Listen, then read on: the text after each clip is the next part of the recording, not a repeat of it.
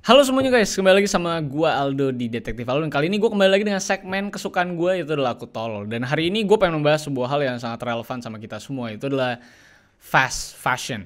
Mungkin ini terdengar tidak cukup familiar ya ke kuping kita semua. Bahkan gue sebelum meriset ini, gue juga gak mengerti sepenuhnya tentang fast fashion ini. Tapi ternyata setelah gue baca dan gue melakukan riset singkat terkait dengan fast fashion ini, ternyata ini adalah sebuah hal yang sangat relevan sama kita. Mungkin lo semua sadar bahwa di era-era kita ini kita sering banget belanja baju, koleksi celana, koleksi sepatu. Dan ternyata dengan cepatnya pergerakan fashion ini, dan kita bisa menemukan katalog-katalog baru bahkan setiap minggunya, dan kita membeli hal-hal tersebut, dan setiap minggu di depannya lagi juga ada produk baru lagi, itu disebut adalah fast fashion. Mungkin terkesan sangat-sangat positif karena kita tuh jadi punya banyak pilihan baju untuk tampil keren gitu kan di Instagram. Mungkin kalau misalnya gue cewek, mungkin gue akan beli bikini setiap harinya supaya gue bisa foto dengan bikini yang berbeda-beda gitu di pantai dan di beach club di Bali biar terkesan elit gitu gue. Tapi ternyata industri ini atau disrupsi atau bahkan inovasi ini memiliki sebuah sisi gelap yang sangat-sangat gelap terkait dengan yang namanya pemanasan global, limbah yang udah gak kekontrol sama sekali, dan yang paling parah adalah masalah pemaksaan para pekerjanya. Dapat upah yang sangat-sangat parah, bahkan cenderung bisa meninggal karena ketidaksesuaian atau tidak ada standarnya dalam tempat mereka bekerja yang sangat-sangat mengerikan. Nah, gue akan bahas soal bagaimana baju itu bisa sampai ke soal kemanusiaan.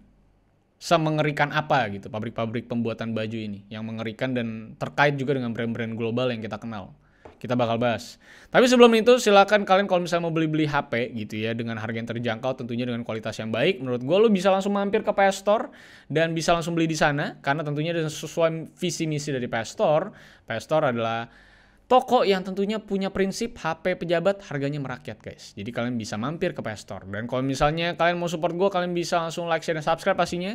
Kalau misalnya kalian mau subscribe atau support gue lewat membership juga bisa. Dan jangan lupa untuk follow gue di @rivaldosantosa. Kalian bisa DM-DM gue hal yang menarik di sana untuk bisa gue bahas di video selanjutnya. So mari kita mulai videonya. Ini dia Aku Tolol.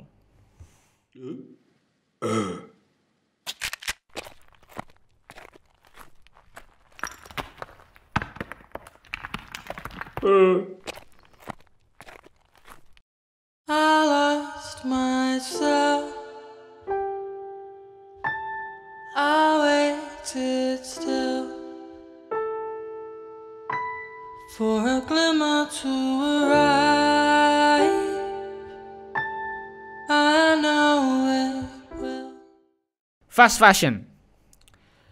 Gak mungkin kita semua tuh anak muda, khususnya para pecandu fashion, itu gak tahu toko-toko seperti Zara, H&M, dan kawan-kawan yang tokonya tuh udah ada di mana-mana di seluruh dunia. Bahkan lo bisa temukan hampir toko-toko ini tuh di setiap kota besar di dunia, yang menandakan tentunya soal skala dan kelas mereka di dunia fashion yang segitu dikenalnya. Dan gak mampu pungkiri bahwa Zara adalah salah satu brand yang mengubah ritme fashion dunia. Yang tadinya mungkin lo bisa menemukan baju baru atau katalog baru dari sebuah brand tuh mungkin hanya 2 musim sekali, atau mungkin dalam 1 tahun berarti ada 2 ombak dalam katalog baru dengan harga yang tentunya cenderung lebih mahal pastinya. Tapi kini setiap minggu lo bisa menemukan baju baru di toko-toko baju ternama tersebut yang dijuluki dengan istilah fast fashion oleh penggiat fashion di New York pada saat itu, saat Zara itu berhasil mendisrupsi industri fashion pada saat itu di New York di tahun 90-an. Saat mereka itu berhasil menjual baju atau pakaian dengan harga yang lebih murah dalam skala dan katalog yang lebih masif, dengan perubahan desain setiap minggunya. Makanya dijuluki fast fashion, atau memang fashion yang jalannya dengan sangat-sangat cepat prosesnya. Yang tentunya dengan lebih banyaknya baju baru setiap minggu tentu akan mengundang para pelanggan agar datang lebih sering ke toko dan menghabiskan uang mereka di sana. Dan tidak dipungkiri mempercepat proses dari otak desainer menuju ke rak baju yang lo temukan di toko-toko brand global kesayangan lo adalah sebuah hal yang sangat jenius di industri fashion itu sendiri. Yang membuat anak-anak muda akhirnya mempunyai lebih banyak pilihan pakaian-pakaian yang mau mereka beli setiap minggunya. Dan supaya bisa matching di sosial media, tentunya kebutuhan ini dengan sosial media itu jadi sebuah pasangan yang sangat tepat. Karena memang anak muda sekarang banyak yang menghasilkan di sosial media dan butuh penampilan baru setiap harinya untuk mereka bisa posting di sosial media. Makanya fast fashion itu betul-betul mengakomodir mereka. Karena zaman dulu, gue rasa akan sangat sulit untuk jadi influencer. Kalau misalnya dulu pun ada social media, karena memang fast fashion belum terbentuk, dan bahkan di era-era yang sangat-sangat lama, orang tuh membuat bajunya sendiri. Karena memang untuk mendapatkan baju baru di toko-toko itu cukup mahal, dan katalognya juga nggak begitu banyak. Dan sekarang lo bisa ngedapetin style baju apapun yang lo suka dengan sesuai selera lo masing-masing. Dan itulah fast fashion. Dan fast fashion ini akhirnya terimplementasi secara mendunia dan membuat disrupsi besar-besaran di dunia fashion. Dimana sekarang lu tuh dengan mudah nyari baju baru setiap harinya bahkan di online shop. Kalau misalnya lu beli baju lokal, beli baju-baju yang diimpor dari Thailand, segala macam itu gampang banget lu beli. Bahkan dengan harga yang sangat murah. Bahkan dengan harga 20-30 ribu aja lu mungkin udah bisa dapat kaos tuh di mana-mana. Khususnya misalnya brand-brand lokal. Tapi terkadang yang namanya sebuah inovasi dan sebuah disrupsi besar itu selalu mungkin punya dua sisi. Karena fast fashion ini yang tentunya punya dampak sangat baik untuk para pecinta dan penggiat fashion yang jadi lebih mudah untuk mendapatkan baju. Nah ternyata fast fashion ini juga menyimpan sebuah kisah gelapnya tersendiri. Gua lagi berbicara dalam konteks brand global. Kalau brand lokal gua nggak paham, dan harusnya brand lokal karena gua dulu juga pernah dagang baju kayaknya aman-aman aja. Nggak ada terjadi hal-hal seperti ini. Dan mungkin ada tapi skalanya tidak semasif brand global pastinya. Karena apa yang dihasilkan dari fast fashion ini adalah dampak kerusakan yang sangat besar terhadap bumi karena limbahnya atau limbah tekstil ini bertumpuk bahkan menjadi salah satu kontribusi limbah terbesar di muka bumi. Sekaligus juga bertuburkan langsung dengan yang namanya kerja paksa alias buruh yang digaji tidak sesuai dalam lingkungan yang juga tidak sesuai alias forced labor, kerja paksa, romusa gitu ya. Dalam sebuah review paper International Society of Markets and Development untuk dokumenter The True Cost, The Bitter Truth Behind Fast Fashion, itu mengatakan bahwa nggak memungkiri industri fashion tuh memang punya pendapatan yang besar banget. Ini nggak perlu dipungkiri. Lu bisa lihat bahwa brand clothing itu nggak bisa diajak main tuh ngomongin masalah revenue karena gede banget. Bahkan mungkin kalau misalnya lu mengacu kepada lokal, lu bisa lihat Erigo segede apa dan bisa iklan di New York Times Square gitu. Itu gede banget gitu ya. Tapi konteksnya kita nggak ngomongin lokal, tapi kita ngomongin global. Dan lu tahu bahwa revenue mereka besar banget. Karena lokalnya aja udah segede itu. Itu kira-kira analoginya. Dan pada tahun 2017 sendiri, kalau lu mau tahu, brand fashion global itu sudah punya valuasi sekitar 3 triliun dolar coy. Ini tidak termasuk online shop, brand-brand lokal kita, atau brand-brand lokal dari negara-negara lain. Ini pure, hanya untuk global brand aja itu 3 triliun dolar. Kalau digabung sama semua industri baju dan pakaian di seluruh dunia, ini akan lebih dari ini. Ya sebenarnya 3 triliun dolar ini, kalau lu hitung di kalkulator ya, itu bukan keluar harga lagi, tapi justru keluar nomor NPWP ya. Saking panjangnya itu angka, gitu kan ya. Dan ternyata, memang untuk bisa memperbesar keuntungan, para brand fashion global yang kita kenal dan familiar ini memang akhirnya melakukan yang namanya pergerakan outsourcing produksi ke negara-negara yang tentunya punya gaji buruh yang rendah. Untuk apa? Untuk memperkecil biaya produksi mereka. Supaya lu pada para pembeli bisa dapetin yang namanya baju-baju dengan harga yang lebih terjangkau. Dan itu tentunya sangat menguntungkan kita sebagai konsumen. Nah, negara-negara yang dipilih biasanya adalah Bangladesh, India, dan Kamboja yang memang sangat-sangat terkait dengan gaji buruh atau gaji produksi yang sangat-sangat rendah di sana. Jadi bisa jualan lebih murah dan keuntungan jauh lebih besar untuk brandnya. Nah makanya kenapa kita tiap lihat baju-baju brand gede ataupun sepatu yang kita beli dari brand-brand global, itu kalau lihat kita made in-nya itu pasti nggak jauh-jauh dari 3 negara yang tadi gue sebut. Ya paling banter-banter ya ada mungkin Vietnam atau Thailand atau mungkin Indonesia. Tapi intinya 3 negara tadi yang gue sebut pertama kali itu adalah 3 negara yang punya gaji buruh tekstil yang sangat rendah. Yang tentunya bagi para brand global yang coba tekan biaya produksi sebesar-besarnya, ini adalah hal yang sangat baik untuk mereka. Karena mereka bisa dapetin keuntungan yang jauh lebih besar dengan cara menekan biaya produksi mereka. Itulah kenapa lu sebagai pelanggan bisa dapat harga baju yang lebih terjangkau dan dalam tempo yang begitu cepat lu dapetin desain yang baru setiap minggunya. Karena emang biaya produksinya super murah dan kecepatan memang jadi nomor 1. Dan justru bukan memprioritaskan soal kesejahteraan buruh ataupun keselamatan para buruh pekerja produksinya. Karena dampak dari murahnya bayaran buruh dan juga murahnya biaya produksi dalam sebuah negara untuk memproduksi sebuah produk dari brand global, itu tentunya berbanding lurus dengan tempat kerja mereka dan lingkungan kerja mereka. Ya kalau gaji buruhnya udah murah sekali, tentu tempat kerjanya lu mau ekspektasi apa gitu. Lu bisa bayangin bahwa buruh garment ini itu adalah salah satu buruh yang bayarannya itu paling rendah di muka bumi. Jack. Paling rendah di muka bumi. Ini produk yang paling kita kenal menjadi kebutuhan primer loh. Sandang nih. Dan buruh-buruhnya yang buat baju-baju ini adalah salah satu profesi buruh yang bayarannya paling rendah di muka bumi. Bahkan beberapa pabrik itu cuman gaji buruh mereka tuh puluhan ribu setiap harinya. Dengan jam kerja yang lo tahu secapek apa. 10-15 jam, belum lagi lo jalan pulang. Lo nyampe rumah kalau misalnya ibu-ibu harus masak buat anaknya, ngurusin anaknya. Sampai malam, besok pagi subuh-subuh bangun lagi, naik transportasi umum. Dan lo dapetin puluhan ribu. Lo bisa bayangin secapek apa. Nah, salah satu studi kasusnya yang bikin cukup nengok nih dunia soal dampak buruk dari fast fashion dan juga memang akhirnya membuat kita nengok soal ketidaksejahteraan para buruh garment, itu adalah sebuah insiden yang terjadi di tahun 2013 di Bangladesh yang bernama Rana Plaza Incident. Di mana pada jam 8.57 pagi, tanggal 24 April 2013, tiba-tiba pabrik ini itu rubuh seketika yang katanya diakibatkan oleh korsleting listrik dan membunuh lebih dari 1.134 orang. Dan 2.500 orang lainnya itu cedera berat akibat tertimpa reruntuhan. Dan tentunya ini bukan sekedar korsleting biasa gitu, di gedung yang juga biasa. Karena sebelumnya gedung pabrik ini udah mengalami banyak kecelakaan ternyata sebelum terjadinya keruntuhan ini. Karena tercatat ada 109 kecelakaan yang pernah terjadi di gedung pabrik ini sebelumnya dan tidak pernah ditindaklanjuti. Bahkan sebelumnya itu udah ada lebih dari 400 pekerja yang cedera karena pabrik yang nggak sesuai standar. Dan juga ada bahkan lebih dari 25 orang yang meninggal karena nggak beresnya maintenance di gedung ini. Nah setelah rubuh aja memang baru diketahui bahwa ini pabrik nggak pernah diinspeksi coy. Parah banget nggak? Dan memang nggak pernah betul-betul dilihat secara benar. Dan tidak pernah diurusin soal keselamatannya. Yang akhirnya tentunya tidak peduli dengan keselamatan para buruh. Yang memang kayaknya istilahnya tuh kalau ada satu orang mati ya ganti orang lain gitu kira-kira prinsipnya. Dan diketahui juga, gedung ini itu dibangun di atas tanah yang harusnya nggak dibangun gedung dengan skala sebesar itu. Lalu penggunaan yang tidak sesuai dengan izin yang harusnya jadi tempat komersil atau tempat berbelanja malah jadi tempat pabrik. Lalu 3 tingkat yang dibangun itu juga katanya dibangun tanpa izin kelayakan. Lalu bahan-bahan bangunan yang dipakai untuk membangun gedung ini dan 3 tingkat yang sebenarnya nggak ada izinnya itu juga dibangun dengan bahan-bahan yang tidak sesuai. Jadi udah produksi kecil, ada korupnya juga gitu. Yang tentunya ini semua dilakukan untuk apa sih?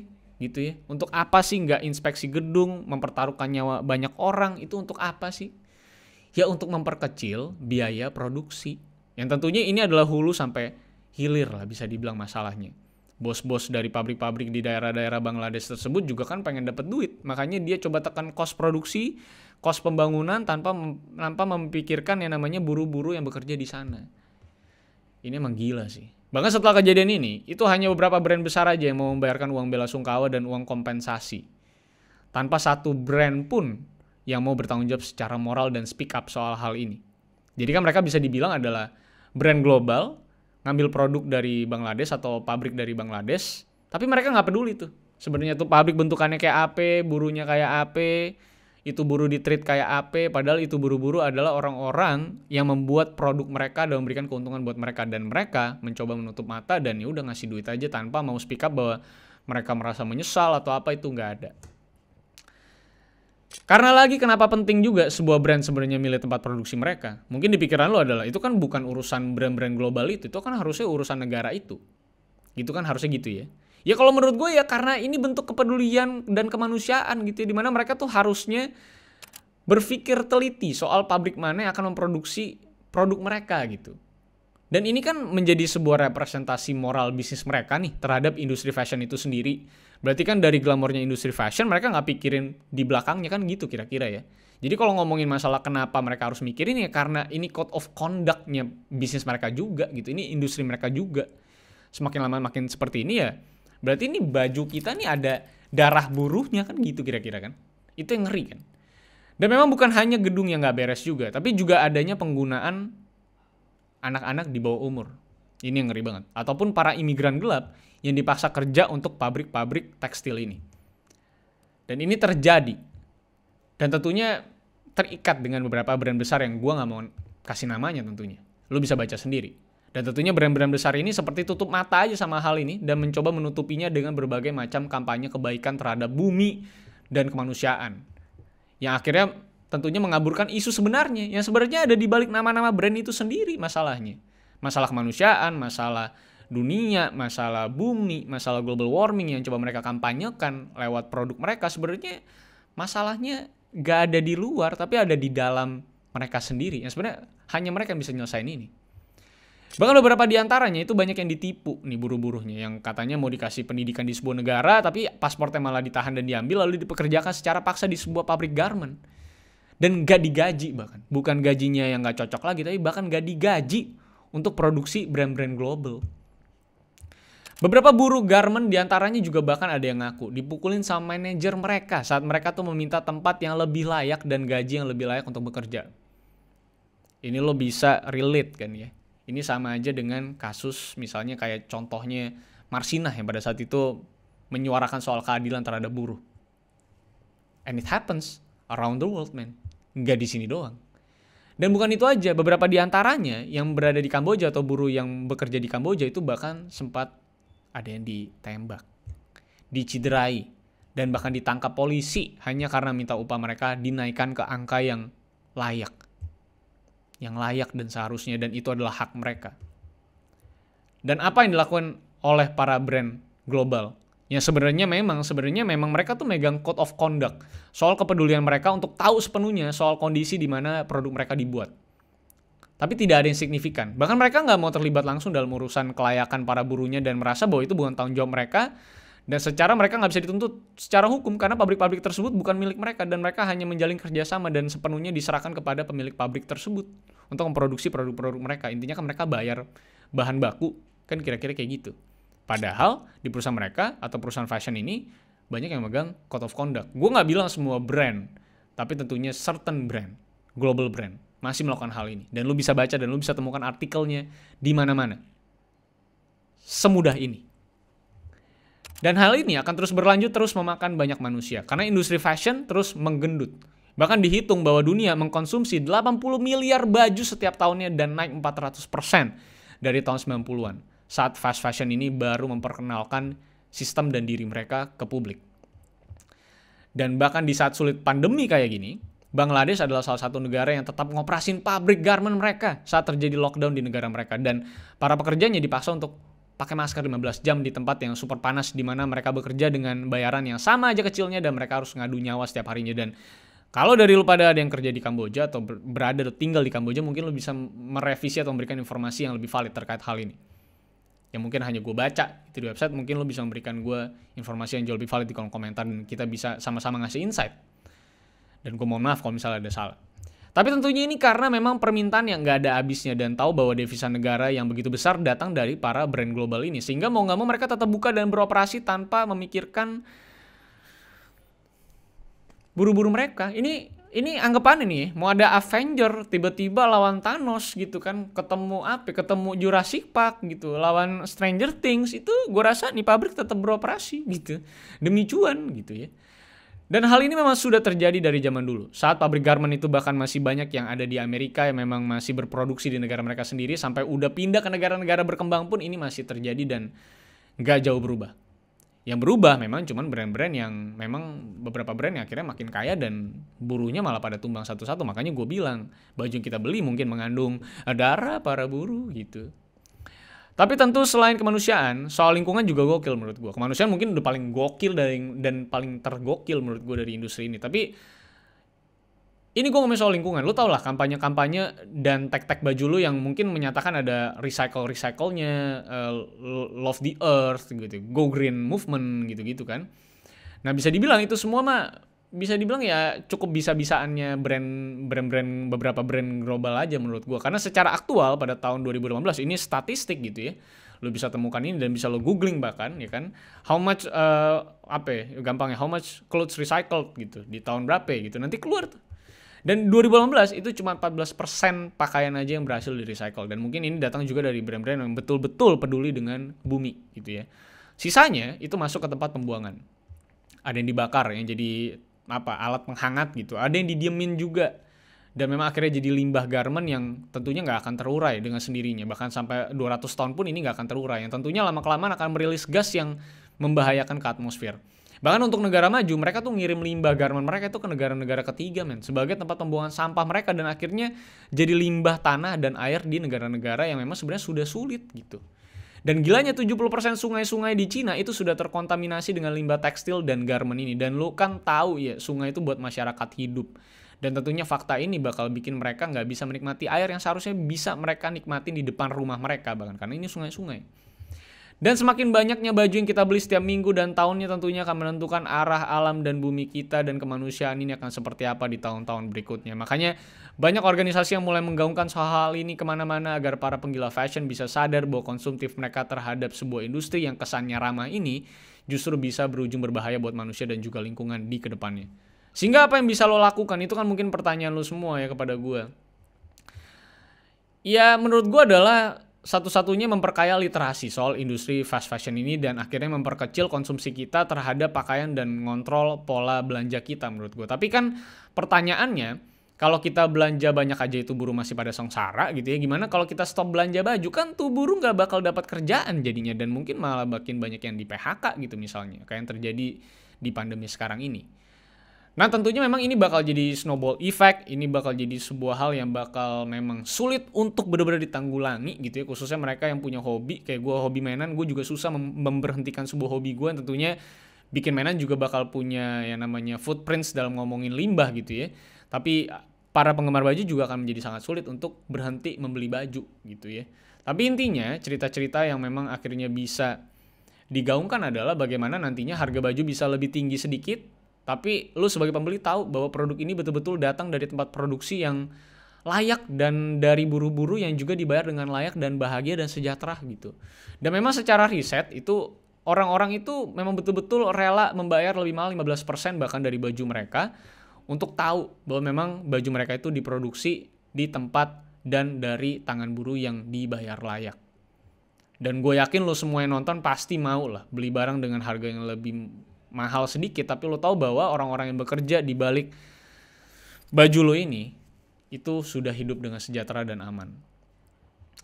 Dan tentunya mungkin di kedepannya akan ada sosialisasi soal organisasi mungkin akan memberikan sebuah tag kelayakan dari sebuah produk garment atau tekstil seperti sepatu, baju, dan lainnya, di mana lo bisa mengetahui bahwa baju tersebut atau produk tekstil tersebut betul-betul memang tercipta dari sebuah lingkungan produksi yang sangat-sangat sehat gitu, supaya nanti akhirnya bisa menjadi sebuah standar dalam pemproduksian baju-baju ini. Intinya, less shopping will turn this world to a better future. 1% really can make a difference, bro. Jadi kalau misalnya ada perkataan bahwa ya kalau gue doang stop, nggak guna. Sangat berguna, men. Karena dalam average, kalau misalnya kita dalam 1 bulan kita beli 5 baju, berarti dalam 12 bulan kita udah beli 60 baju. Dan 60 baju itu dalam setahun di tahun depan mungkin akan lo buang dan akan jadi limbah. Dan itu akan berdampak kepada bumi ini. Dan semakin murah baju yang lo beli, semakin bisa lo tanyakan apa yang dikorbankan sampai lo bisa dapat baju yang lebih murah. Kecuali brand lokal, karena kan produksinya lebih dekat. Makanya yang gua ngomong ini adalah soal global brand. Yang tentunya gak gue sebut dan gak semua brand melakukan hal itu. Tapi lo bisa cek sendiri nama-namanya. Lu bisa semudah dengan cara googling doang. So itu aja bisa gue sampaikan. Ini menjadi salah satu video yang cukup emosional buat gue, karena gue gak pernah kepikiran bahwa suatu hal yang sangat ramah kesannya buat gue pribadi ternyata mempunyai sisi gelapnya. Dan itu terjadi juga di makanan, itu terjadi juga di banyak industri yang memang kadang tidak memikirkan efek terhadap manusia dan juga terhadap bumi. Padahal brand-brand global inilah yang menyuarakan soal Go Green Movement. Tapi Go Green sendiri, kalau lu lihat di Cowspiracy, ada sebuah film soal global warming, lu bisa lihat. Sepertinya Go Green di Amerika pun juga dikontrol oleh beberapa oknum soal kampanye mereka. So, itu bisa gue sampaikan kepada kalian semua. Jadi kalau misalnya ada ribut-ribut di Twitter, tanpa sendok, tapi Anda masih belanja tiap hari, online shop ya, import baju dari Cina gitu ya, sama saja. Anda tidak lagi memperbaiki bumi, Anda cuma memindahkan keburukan Anda ke tempat lain gitu doang. Jadi kalau mau di stop, stop semuanya gitu, itu paling benar. Jadi kalau mau dikurangin, kurangin semuanya. Nah menurut gue paling benar adalah mengurangi secara bertahap. Nggak usah emosi sampai pakai tanpa sendok dikasih ke Grab, percuma kan, kasihan ya Gojeknya ya. Karena kasir juga nggak paham ya, ada orang nggak mau sendok kan gitu juga ya. Tapi itu aja yang bisa gue sampaikan ke kalian semua. Jangan lupa untuk like, share, dan subscribe. Pasti kalau kalian mensupport gue, kalau kalian suka dengan video kali ini, silakan tentunya mensupport gue dengan cara berkomentar dan berdiskusi di kolom komentar di bawah. Mungkin kalian punya opini yang lain, ingin membetulkan beberapa informasi gue, silakan banget untuk tulis kolom komentar di bawah. Referensi semuanya gue taruh di deskripsi. So, see you on another video, karena masih banyak hal-hal menarik yang bisa kita bahas, yang kita kupas di muka bumi ini. So, see you on the next video, guys. I lost myself. I waited still for a glimmer to arrive.